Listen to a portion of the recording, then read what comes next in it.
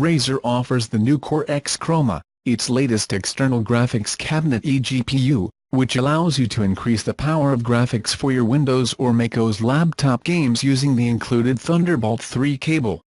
The Core X Chroma enhances Core X last year by offering customizable chroma backlighting, a more powerful 700-watt power supply and USB-A and Gigabit Ethernet ports. On the back, you will immediately notice the 4 USB Type-A ports, which can be used to power and use desktop accessories with your laptop or charge your other devices. The Thunderbolt 3 main cable of the Core X also charges USB-C laptops up to 100 watts and is located just below the Gigabit Ethernet port, which you can use for faster downloads than you would get through Wi-Fi.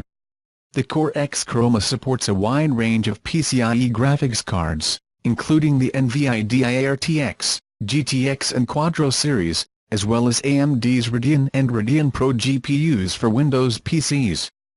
Unfortunately, Macs connected to the Core X Chroma will only support AMD GPUs due to limitations within MacOS.